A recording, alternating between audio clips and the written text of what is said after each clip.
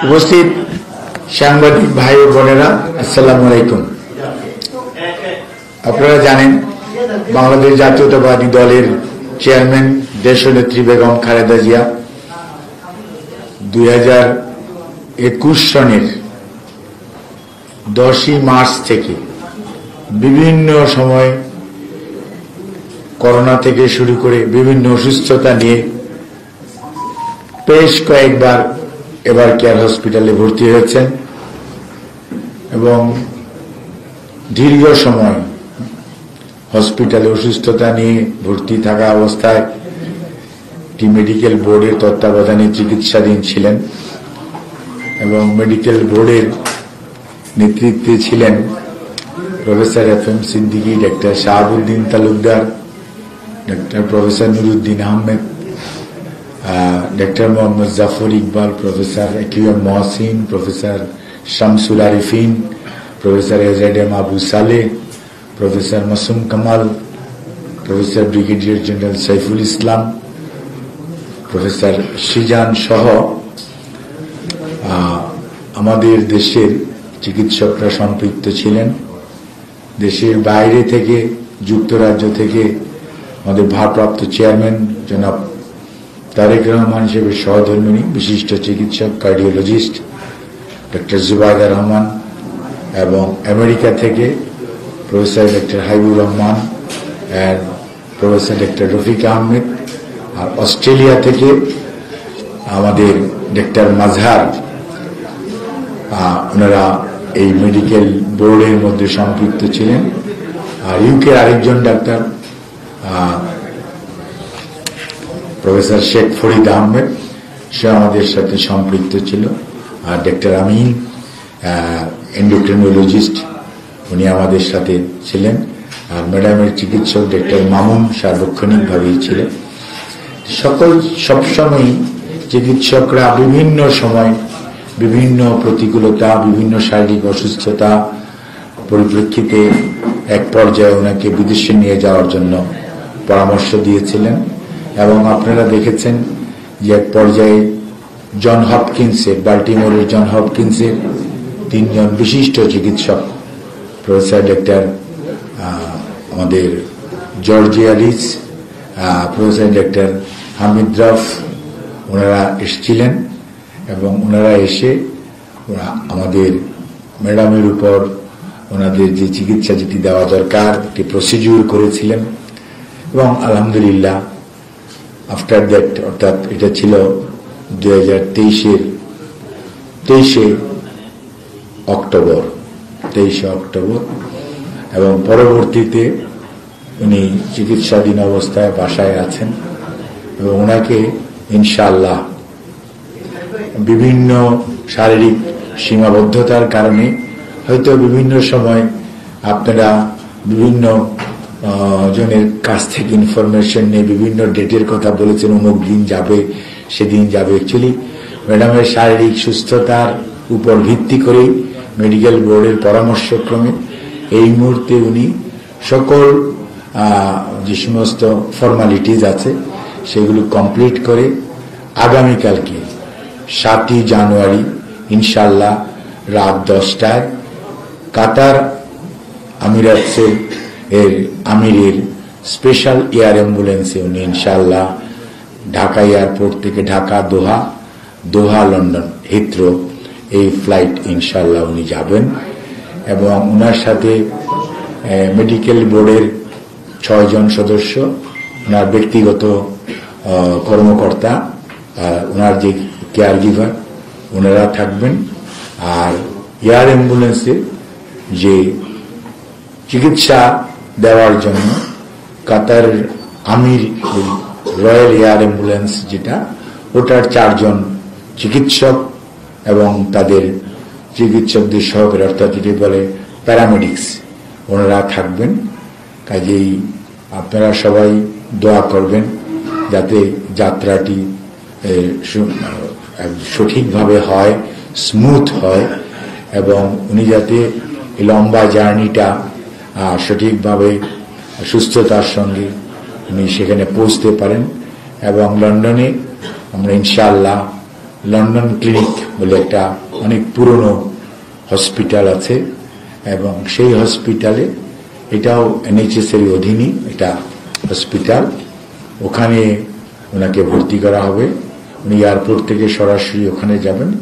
চিকিৎসকদের ওখানে ওনারা ওনাকে পরীক্ষা নিরীক্ষা করবেন, তার পরবর্তীতে ওনাদের পরামর্শক্রমে পরবর্তী সিদ্ধান্ত গ্রহণ করা হবে।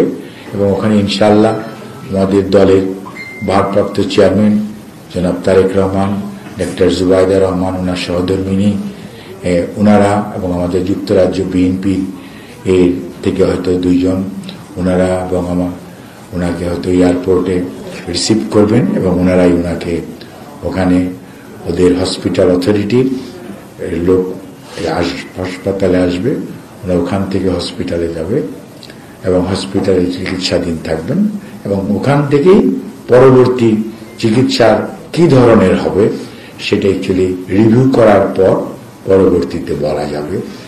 এই হচ্ছে মোটামুটি মানে দীর্ঘদিন ধরে যে আপনার দেশের মানুষের উৎসুক সেটি।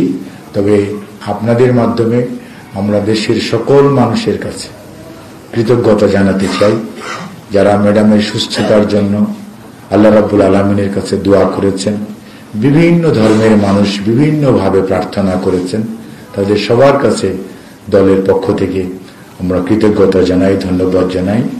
এবং ম্যাডাম সবাইকে ধন্যবাদ জানিয়েছেন, দল ধন্যবাদ জানিয়েছেন, আমাদের ভারপ্রাপ্ত চেয়ারম্যান জনাব তারেক রহমান সাহেব জানিয়েছেন, এবং ম্যাডামের আগামী চিকিৎসাটা যাতে সুস্থ হয়ে আল্লাহর অশেষ মেহেরবানিতে উনি আবার আমাদের মাঝে ফেরত আসতে পারে, সেজন্য দেশবাসীকে ওনার সুস্থতার জন্য দোয়া করার জন্য উনি অনুরোধ করেছে।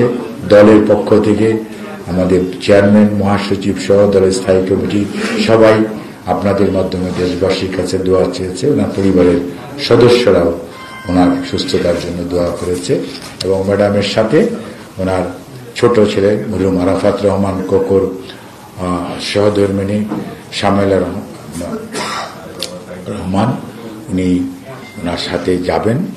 আর এই হচ্ছে আপনাদেরকে আজকে জানানোর মতো বিষয়। এর বেশি কিছু এই মুহূর্তে আর বলা যাচ্ছে না। আমরা আপনাদের সহযোগিতা চাই, আর সাংবাদিকদেরকে আমরা কৃতজ্ঞতা জানাই। বিশেষ করে ম্যাডাম, আপনাদের এখানে অনেককে madam by face by name চিনে, এবং উনি আপনাদের সবাইকে ধন্যবাদ জানিয়েছে যে আপনারা বিভিন্ন সময় বিগত প্রায় 5 বৎসর আপনারা যে আনটায়ারিংলি অর্থাৎ মানে নিরবচ্ছিন্নভাবে ওনার বিষয়ে যে দেশবাসীকে বিভিন্ন সময় খবর অবহিত করেছেন, জানাচ্ছেন, এবং আপনাদের যে উৎসুক এবং জনগণের উৎসুক দূর করার জন্য দায়িত্ব পালন করেছেন, সেজন্য উনি আপনাদের কাছে কৃতজ্ঞ। উনি ওনার জন্য আপনাদেরকেও দোয়া করতে বলেছেন, উনিও আপনাদের সবার জন্য দোয়া করবেন। আপনাদের সবাইকে ধন্যবাদ। যে প্রশ্নগুলো আপনারা করেছেন তার আমি সবগুলো একসাথে উত্তর দিতে চাই। প্রথম হচ্ছে যে ম্যাডামের শারীরিক জটিলতা নিয়ে আমরা অনেক কথা বলেছি বিভিন্ন সময়, এবং প্রত্যেকটাই ওনার আছে, এবং সর্বোপরি লিভারের যে জটিলতাটা অর্থাৎ লিভার সিরোসিস পরবর্তীতে এটা আপনার কম্পেনসেটরি লিভার ডিজিজ বলে গ্রেড 2, সেটার জন্য টিপস করা হয়েছে। টিপসের কিছু টেকনিক্যাল অ্যাসপেক্ট আছে, অ্যাডজাস্টমেন্টের বিষয় আছে। আপনি দেখবেন হার্টের স্ট্যান্টিং করার পর চেক করে আবার সেটার জন্য কোনো ধরনের রিস্ট্যান্টিং করে, অথবা চেক করে দেখে যে stent is not whether it is working nicely or not. এই জিনিসগুলো তো আমরা করতে পারি নাই। তারপরে হার্টে আপনাদের মনে থাকার কথা যে ওনার ব্লক ছিল, আমরা খালি লাইফ সেভিং যেটুকু পোর্শন সেটুকুই করা হয়েছিল ওই সময়ে, কারণ শারীরিক সুস্থতা ওই পর্যায়ে ছিল না। কাজে ওনার আরো যে ব্লক আছে সেটা আমাদের অ্যাড্রেস করার দরকার আছে। ওনার ক্রনিক কিডনি ডিজিজ যেটা আছে সেটা আমাদের অ্যাড্রেস করতে হবে। তারপরে ওনার করোনা পরবর্তীতে কিছু জটিলতা আছে, সেই জটিলতাগুলো নিরসন করার জন্য, যাদের করোনা হয়েছে আপনারা জানেন অনেকেই যে করোনার পরে অনেক ধরনের জটিলতা মানুষের কিন্তু এখন বিভিন্নভাবে দেখা দিচ্ছে, আগে কিন্তু এটা বোঝা যায় নাই। কাজেই আপনাদের ফ্যামিলির মধ্যে খোঁজ নিয়ে দেখবেন। কাজেই সেই সমস্ত জটিলতাগুলো এটা ওভারঅল থরো চেকিং এর জন্য, যেটা আমাদের দেশে হয়েছে। আমাদের দেশের ফিজিশিয়ানরা এবার কেয়ার হসপিটাল, তাদের staff, they did their best. এর ব্যাপারে আমাদের কোনো ধরনের, ম্যাডামের পক্ষ থেকে, আমাদের ভারপ্রাপ্ত চেয়ারম্যান জনাব তারেক রহমান সাহেবের পক্ষ থেকে, পরিবারের পক্ষ থেকে কোনো ধরনের ডিসস্যাটিসফ্যাকশন নেওয়া সত্ত্বেও everybody is happy, we are happy also, দল হ্যাপি। কাজেই আমরা আরো যদি কিছু করা যায়, লিভার ট্রান্সপ্লান্টের ইস্যুটা হচ্ছে মনে রাখতে হবে, ওনার যে বয়স, এটা সিদ্ধান্ত দিবে লিভার ট্রান্সপ্লান্ট ইউনিটে যাওয়ার পর, ওখানে এই সুবিধাটা আছে। সো দে উইল ডিসাইড যে what will be the next course of treatment. এটা এখানে এই জন্যই আমি আজকে কিন্তু ভাষা কথা বলেছি, কারণ আমি তো এখানে বসে জানি না যে আমাদের কালকে জার্নিটা কেমন হবে। আমরা এমনও কিন্তু হয়েছিল, আমরা ডেট করে ফেলেছিলাম, কিন্তু আমরা ডেট ডেফার করতে হয়েছে ডিউ টু হার মানে শারীরিক কন্ডিশন। কাজে আপনাকে বুঝতে হবে, আমরা এখন বলতেছি কালকের রাত 10টা পর্যন্ত what will happen we don't know. কাজে আপনাকে মনে রাখতে হবে যে আমরা we are handling a patient, যে পেশেন্টের মাল্টিপল কোমরবিডিটিস আছে।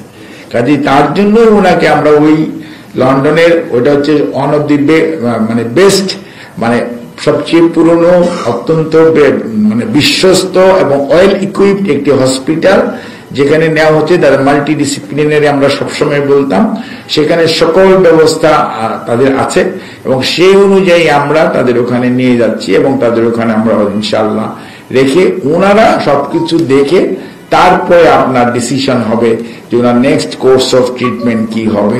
আর আমেরিকা যাওয়ার কথাটি যেটি বলেছে, আমরা ডেফিনেটলি যদি আমরা ওখানে ওরা সুপারিশ করে যে ইয়েস সিনিস বা এটা ওখানে বা জন হপকিন্স তাদের এখানে নাই, বাইরে নিয়ে যেতে হবে, তখন হয়তো দেওয়ার একটা প্রশ্ন আছে।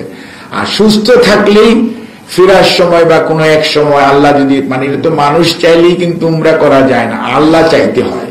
কাজে আল্লাহ রাব্বুল আলামিন যদি ইনশাআল্লাহ ওনার কপালে ওনার কবুল করে যে yes madam will be able to perform উমরা ইনশাআল্লাহ, ডেফিনেটলি উনি সেটা করবেন। বা এটা কিন্তু কোনো প্রিডিসাইডেড না যে এটা করবেন, এরকম কোনোই নাই। আর এই হজ এবং উমরা নিয়ে কিন্তু সবসময় আপনাদের চিন্তা থাকতে হবে, আল্লাহ চাইতে হয়। তা না হইলে আল্লাহ কবুল না করলে টিকিট করার পর যাওয়ার পরও এমন হয়েছে অনেকে করা যায় না। কাজেই সেটি তো অবশ্যই উনার মনের ইচ্ছা আছে। উনি একজন সবসময় ধার্মিক মানুষ এবং উনি সুযোগ পেলেই আগে হজ করেছেন, উমরা করেছেন পরিবারের সদস্যদেরকে বেশ কয়েকবার। কাজেই সেটা ওনার তো এত বড় অসুস্থতার পরে এবং এই পর্যায়ে এত কষ্ট, এত অত্যাচার নির্যাতনের পরে আল্লাহ ওনাকে এই পর্যন্ত যে সুস্থ রেখেছেন, কাজে শুকরিয়া আদায় করার জন্য ডেফিনেটলি ম্যাডামের আগ্রহ আছে। চিকিৎসক হিসেবে যদি বলতে বলেন, তাহলে আলিয়া মাদ্রাসায় যাওয়ার দিন আপনাদের ছবিটা আপনাদের সবার মনে আছে। আমি সবসময় বলি উনি তো হেঁটে হেঁটে গিয়েছিলেন, এই ম্যাডাম তো হুইল চেয়ারে উঠেন নাই। কিন্তু আপনারা 2020-এর 25শে মার্চ যখন ওনাকে বিএসএমইউ থেকে ছাড়া হয়েছে, তখন খেয়াল আছে আপনাদের, হুইল চেয়ারে আমাদের মানে ম্যাডাম সাবেক 3বারের প্রধানমন্ত্রী হেঁটে গেলেন, হুইল চেয়ারে আসলেন। মাত্র 2 বছরের ডিফারেন্স, 2 বছরের ডিফারেন্স।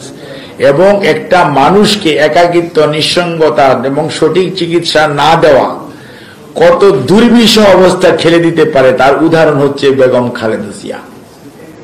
ধন্যবাদ।